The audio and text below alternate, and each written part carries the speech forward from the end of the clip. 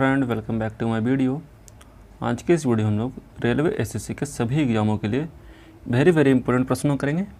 ठीक है, ये सारे प्रश्न जो है फिजिक्स सेक्शन से होंगे, जो आपके एग्ज़ाम के दृष्टिकोण से, किसी भी एग्जाम के दृष्टिकोण से काफ़ी ज़्यादा महत्वपूर्ण होते हैं। ठीक है, ये सारे प्रश्न जो है खान सर का लाइव क्लासेस और उनके सीट्स के इंपॉर्टेंट प्रश्न हैं। ओके, और आपसे एक रिक्वेस्ट है, अगर किसी आंसर में आपको डाउट हो तो प्लीज़ कमेंट सेक्शन में मेंशन करिए, मैं उसको रीवेरीफाई करके आपको सुधार दूंगा। ओके, आगे बढ़ते हैं पहले प्रश्न की तरफ। पहला प्रश्न है आपका, निम्नलिखित में से कौन सी विद्युत चुंबकीय तरंगे हैं। देखिए, विद्युत चुंबकीय तरंगे उनको कहते हैं जिन्हें ट्रैवल करने के लिए, ठीक है, जिन्हें माध्यम की आवश्यकता नहीं होती है, ट्रैवल करने के लिए माध्यम रिक्वायर्ड नहीं होता है।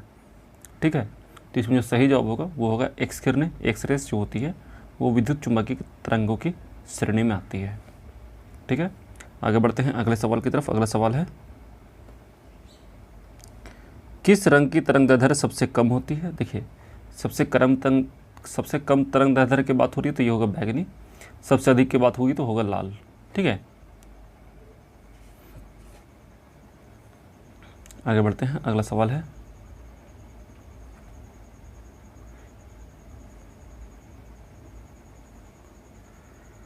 निम्नलिखित में से क्या तरंग की विशेषता नहीं है। देखिए, तरंग की विशेषता नहीं की बात हो रही है तो याद रखिएगा, जो माध्यम होता है, ठीक है, वो जो माध्यम होता है ये किसी भी तरंग की विशेषता नहीं होती है, इसलिए इसका ऑप्शन नंबर डी सही होगा। याद रखिएगा, यहाँ पर नहीं का सवाल किया है। और अगर बोले कि विशेषता है तो तरंग दैर्ध्य विशेषता है, आयाम विशेषता है, आवृत्ति जो है, ये सब विशेषताएँ हैं तरंग की। आगे बढ़ते हैं। अगला सवाल है, यदि एक तरंग की आवृत्ति बढ़ती है तो तरंग दैर्ध्य पर क्या असर होता है। देखिए, अगर किसी वेव की आवृत्ति यानी कि फ्रीक्वेंसी को बढ़ाएंगे, हम आवृत्ति को बढ़ाएंगे तो तरंग दैर्ध्य क्या होगा, तरंग दैर्ध्य क्या होगा, घटेगा। ठीक है, इसके लिए जो फॉर्मूला होता है याद रखिएगा, वेग बराबर आवृत्ति यानी कि एफ इंटू लैम्डा यानी कि तरंग दैर्ध्य। आगे बढ़ते हैं। अगला सवाल है, निम्न में से किस प्रकार का टेलीविज़न रिमोट से उस उपकरण को संकेत देता है जिसे वह नियंत्रित करता है। देखिए, जो टेलीविज़न रिमोट होता है उससे जो तरंगें निकलती है, ठीक है, ध्यान दीजिएगा, जो टेलीविज़न रिमोट होता है उससे जो तरंगें निकलती है वो होती है अवरक्त किरणें। ठीक है, किस टाइप की किरणें होती है, अवरक्त किरणें होती हैं, जिससे रिमोट जो है टीवी को कंट्रोल कर पाता। ऑप्शन नंबर सी सही होगा। आगे बढ़ते हैं। अगला सवाल है,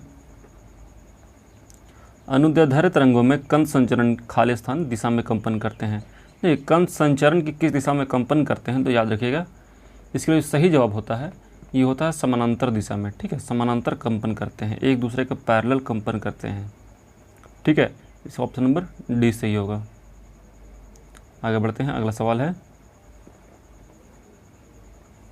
विरलीकरण वहाँ होता है जहाँ हवा का दाब होता है। देखिए, विरलीकरण जो है वो वहाँ पर होगा जहाँ हवा का दाब क्या होता है, निम्न यानी कि कम होता है, वहाँ पर विरलीकरण होता है।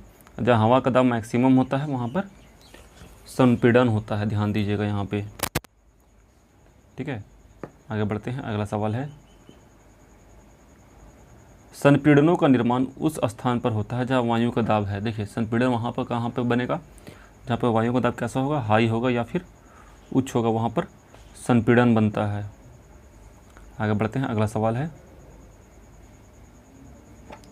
किन तरंगों में संपीड़न और विरलन प्रतिक्रिया शामिल है। देखिए, किस टाइप की तरंगों में संपीड़न और विरलन दोनों होता है।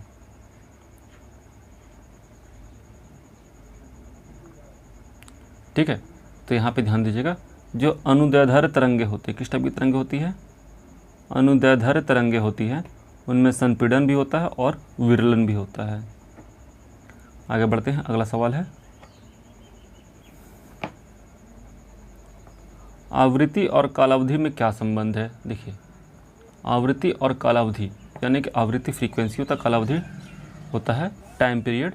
तो ये होता है टी बराबर 1/μ। ठीक है, यहाँ पे म्यू किसको डिनोट करता है, आवृत्ति को।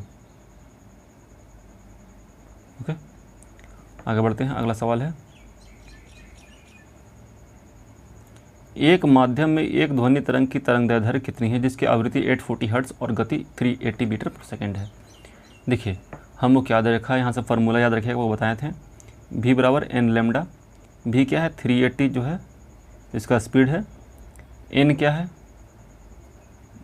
840 आवृत्ति हो गया, और लैम्डा हमें निकालना है। यहाँ से 840 चला जाएगा नीचे और इसको कैंसिल करिएगा तो आएगा 0.45 मीटर।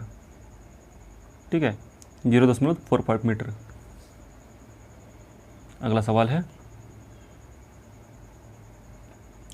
तरंग की लंबाई आमतौर पर ग्रीक लेटर खालिस्तान में दर्शाया जाता है। देखिए तरंग की लंबाई को दर्शाने के लिए जो हम लोग उपयोग करते हैं उसका नाम होता है लैम्डा। ठीक है, इसको उल्टा वाई की तरह लिखा जाता है। आगे बढ़ते हैं, अगला सवाल है, कौन सी मात्रा एक तरंग की प्रकृति का वर्णन नहीं करती है। देखिए तरंग की प्रकृति के वर्णन की बात हो रही है तो यहाँ पे जो सही जवाब होगा वो होगा ऊंचाई। ऊंचाई जो है किसी भी तरंग की प्रकृति को डिनोट नहीं करती है। आगे बढ़ते हैं, अगला सवाल है, यदि किसी तरंग की आवृत्ति दोगुनी हो जाती है तो उसका तरंगदैर्ध्य में क्या अंतर आएगा। देखिए अगर आवृत्ति दोगुना कर देंगे हम लोग, ठीक है, तो तरंगदैर्ध्य क्या होगा, ये आधा हो जाएगा। ठीक है, फार्मूला तो पता होगा, लैम्डा बराबर v/f। ठीक है, यहाँ पर अगर फ्रीक्वेंसी डबल करेंगे तो ये आधा हो जाएगा। आगे बढ़ते हैं, अगला सवाल है, रेडियो द्वारा उत्पादित ध्वनि किससे बढ़ाने पर बढ़ती है। देखिए जो रेडियो होता है उससे जो ध्वनि निकलता है उसको आयाम जब बढ़ाते हैं तो हम लोग बढ़ाएंगे तो ध्वनि भी बढ़ेगा। आगे बढ़ते हैं, अगला सवाल है, तरंग का आयाम क्या होता है। देखिए सिंपल सवाल है, तरंग के आयाम के बारे में पूछा गया है। तरंग का आयाम होता है किसी भी माध्यम कण का, ठीक है, उसके मीन पोजीशन से, मान लीजिए किसी माध्यम कण का मीन पोजीशन ये है तो इससे मैक्सिमम दूरी एक ही दिशा में जितना ट्रैवल हो पाएगा उसे कहा जाता है आयाम। ठीक है,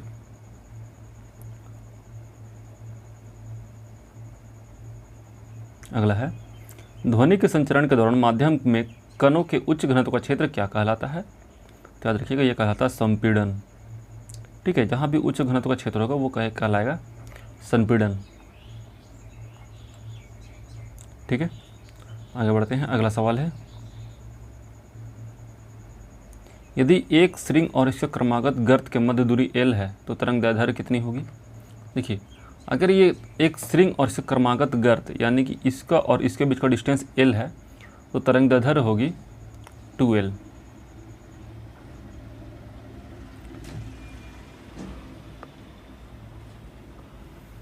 अगला है, एक तरंग के गर्त की गहराई को क्या कहा जाता है।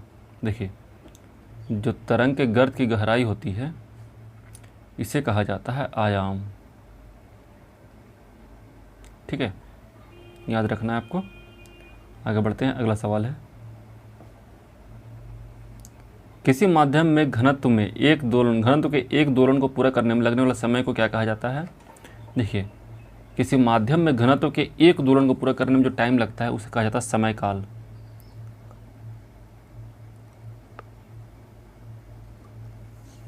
ठीक है, आगे बढ़ते हैं, अगला सवाल है,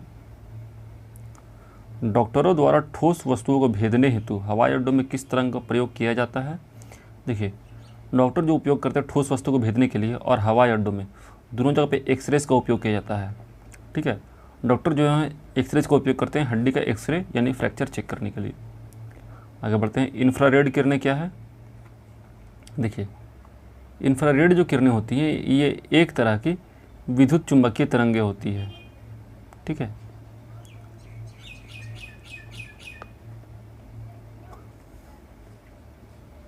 ठीक है, ध्यान देना, आपको याद रखना है और ये आपके एग्जाम के लिए भी इम्पोर्टेंट है।